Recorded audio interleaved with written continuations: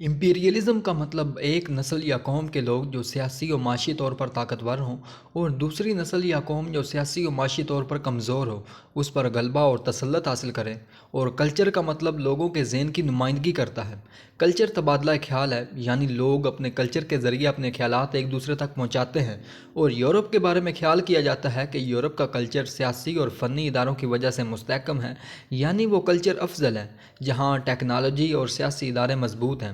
Anglo Saxon imperialism, جس میں برطانوی، امریکی اور فرانسیسی آتے ہیں، جنہوں نے ایک ہی عہد میں اپنی نوآبادیات قائم کی، جن کے کلچر کے گہرے اثرات مقامی باشندوں پر یعنی برصغیر میں ہندوستان پر اور افریقیوں پر ہوئے۔ یورپی دانشور یہ سمجھتے ہیں کہ ان کا کلچر سب سے افضل ہے، جس کے بل بوتے پر انہوں نے دوسری اقوام پر فتح حاصل کر لی ہے۔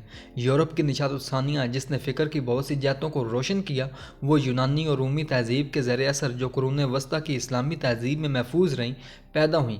لیکن 18ویں صدی کے خرد افروزی کے دور میں چرچ اپنے نفرت زدہ خیالات کی وجہ سے اسلامی کلچر سے علیحدہ رہا۔ جب یہ تصور مقبول ہوا کہ تمام انسانوں میں عقل یکساں طور پر موجود ہے اور یورپی اقوام کو دوسرے کلچر کے لوگوں میں دلچسپی اور رواداری کے جذبات رکھنے چاہیے۔ دلچسپی کے اس رجحان میں بڑی عمدگی کے ساتھ فرانسیسی فلاسفروں نے پیش کیا، یعنی امریکہ کے ریڈ انڈین اور ان کا معاشرہ یورپی آمرانہ حکومت کے مقابلے میں پاکیزہ اور اچھا تھا۔ فرانسیسی شمالی امریکہ میں آباد کاروں کی حیثیت سے نہیں، بلکہ یہ سیاحت اور شکار کی غرض سے آئے تھے۔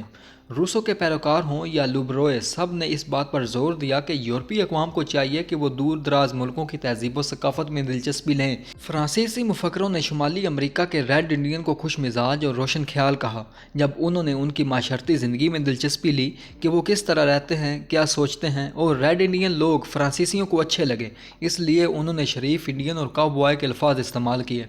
اہل برطانیہ نے پلے ماؤتھ اور جیمز ٹاؤن میں آبادکاروں کی حیثیت سے ریڈ انڈین کو خانہ بدوش سمجھ کر ان کی زمینوں پر قبضہ کیا اور زمینوں پر کام کرنے کے لیے مجبور کیا، لیکن جب انہوں نے انکار کیا تو نیگروز کو بحیثیت غلام بنا کر کام کروایا۔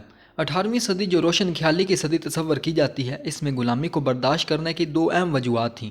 یورپی لوگ افریقہ کے نیگروؤں کو خود سے بہت مختلف سمجھتے تھے، سفید اقوام کو کالوں پر برتری دیتے تھے، اور دوسرا یہ کہ نیگرو غلام گنے، کپاس اور تمباکو کی کاشت کے لیے لائے گئے تھے، جہاں وہ سفید لوگوں کی معیشت کے لیے بہت ضروری تھے۔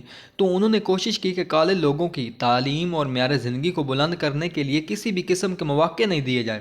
شریف انڈین کا تصور ختم ہو گیا اور ان کو محفوظ علاقوں میں دھکیل دیا گیا، اور ان کے خلاف خیالات کا پرچار یہ کیا گیا کہ وہ لوگ سست، نشہ باز اور بیکار لوگ تھے، لیکن سفید اقوام نے ان کو سستی شراب فراہم کی تو وہ سست اور قائل ہو گئے اور ان کی زمین پر قبضہ کر لیا گیا، لیکن یہ محض معاشی منافع حاصل کرنے کے لیے تھا۔ اگر دونوں آپس میں رابطہ قائم کرتے تو سفید آدمی ریڈ انڈین سے بہت کچھ سیکھ سکتے تھے۔ مثلاً فطرت کے بارے میں احترام، فطرت کی دولت کو محفوظ کرنے کا طریقہ سیکھا جا سکتا تھا۔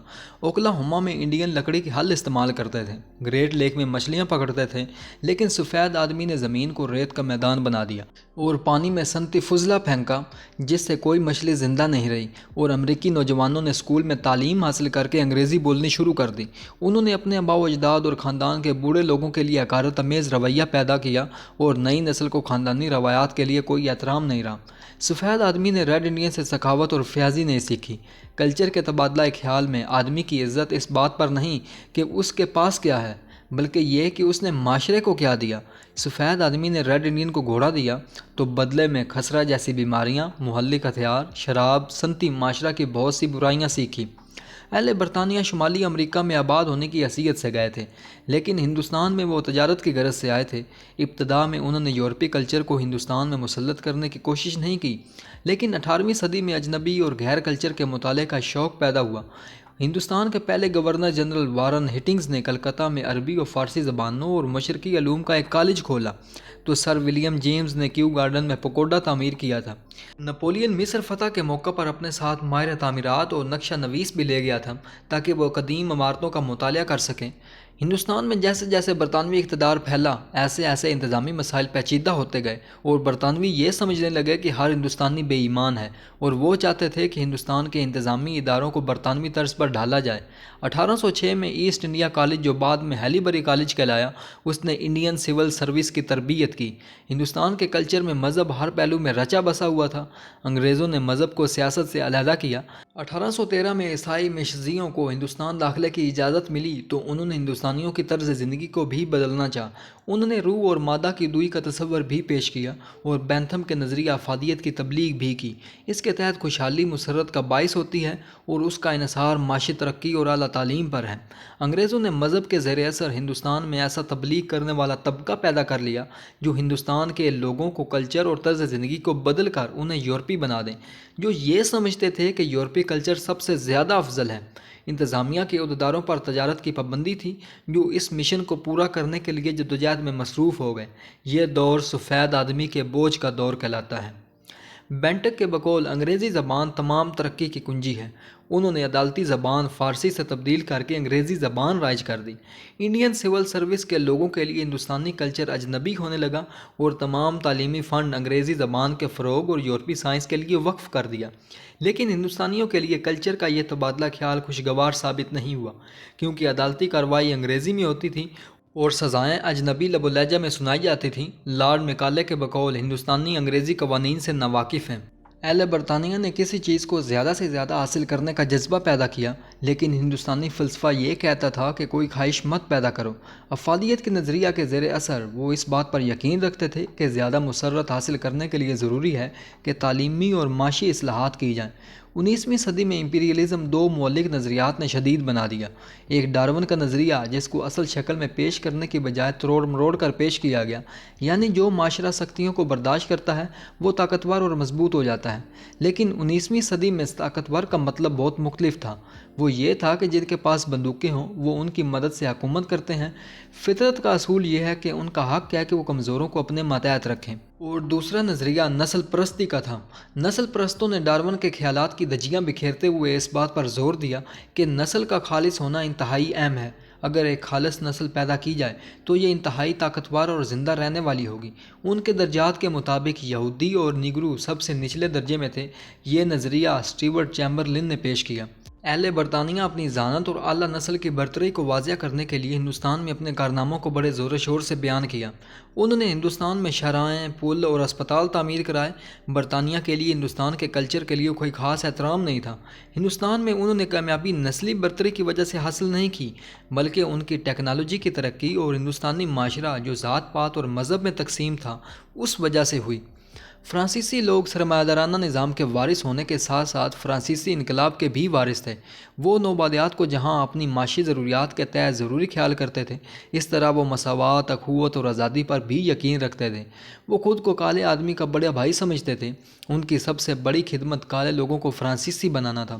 لیکن اگر موجودہ حالات کو دیکھا جائے تو نوبادیاتی طاقتوں نے اپنی نوبادیوں کو آزادی دے دی ہے۔ انہیں فنی و مالی امداد بھی مہیا کر رہے ہیں۔ نوبادیاتی طاقتوں کے لیے اب پرانے طریقوں سے حکومت کرنا مشکل تھا، اس لیے انہوں نے جدید ہتھیار استعمال کیے۔ اب نیا طریقہ یہ ہے کہ اگر قدیم نوبادیات میں بھوک پیدا کر دی جائے تو وہ اپنی ضرورت مغربی ٹیکنالوجی کے ذریعے پوری کریں گے، تو اس شکل میں پھر سے انہیں اپنی سلطنت کا حصہ بنایا جا سکتا ہے۔ اگر امداد کا یہ مقصد ہوتا کہ ان ملکوں کا معیار زندگی بلند کیا جائے تو تمام رقم اقوام متحدہ کو ملتی یا ایسی دوسری ایجنسیوں کو، تو وہ امداد بہتر طریقے سے تقسیم کرتے۔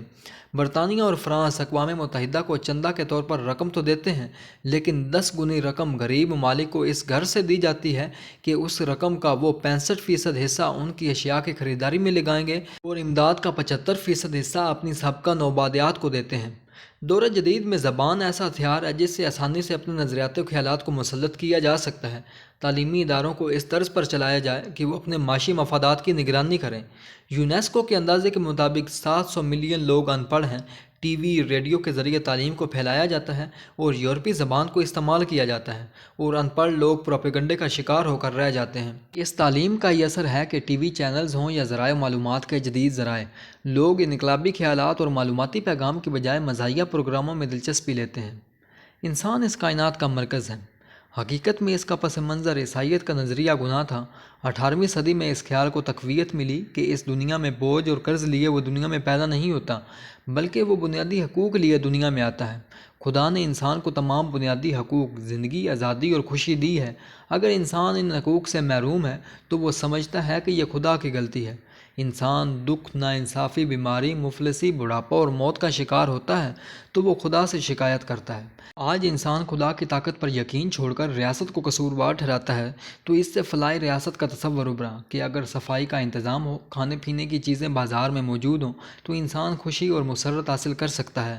اور امریکی یہ سوچتے ہیں کہ مسرت وہ چیز ہے جس پر امریکہ کا حق ہے، اور جن ملکوں میں اس کلچر اور تہذیب کو پھیلایا گیا ہے، ان ملکوں کے معاشرتی ڈھانچے کو توڑ پھوڑ کر رکھ دیا ہے۔ معاشرہ چھوٹے چھوٹے ٹکڑوں میں بٹ گیا ہے، ہر فرد اپنی مسرت کے اصول میں سرگرداں ہے۔ اب ہمارے معاشرے میں مغرب کی انفرادیت رچ بس گئی ہے، لوگوں میں خاندان سے متعلق جذبات ختم ہو رہے ہیں، اور ہمارے معاشرے بھی مغربی سائنس اور ٹیکنالوجی کی وجہ سے تباہ ہو رہے ہیں۔ اور جو ممالک زیادہ صنعتی نہیں ہیں، فطرت کے ذرائع کو محفوظ کیے ہوئے ہیں، ان کو صنعتی فضلات سے تباہ کیا جا رہا ہے۔ جو علاقے پہلے زرخیز تھے، اب وہ زرخیز نہیں رہے، انہیں مصنوعی کھاد سے زرخیز کیا جاتا ہے، جس پر کافی خرچ آتا ہے۔ نیل کا ڈیلٹا صاف پانی کی وجہ سے کٹ رہا ہے۔ ماضی میں جو چیز اچھے جذبات سے بنائی گئی تھی، دراصل وہ لالچ، غرور اور ناواقفیت کی بنا پر فطری تباہی کو دعوت دے رہی ہے۔ آج سیٹلائٹ نے بہت سے ملکوں کو ایک دوسرے سے ملا دیا ہے۔ ایشیا اور افریقہ کے ملکوں نے مغربی ٹیکنالوجی کو قبول کیا ہے، لیکن ہم پر یہ حقیقت واضح ہوتی ہے کہ انسانی رشتوں اور کلچر کے تبادلہ میں مشرق مشرق ہے اور مغرب مغرب ہے۔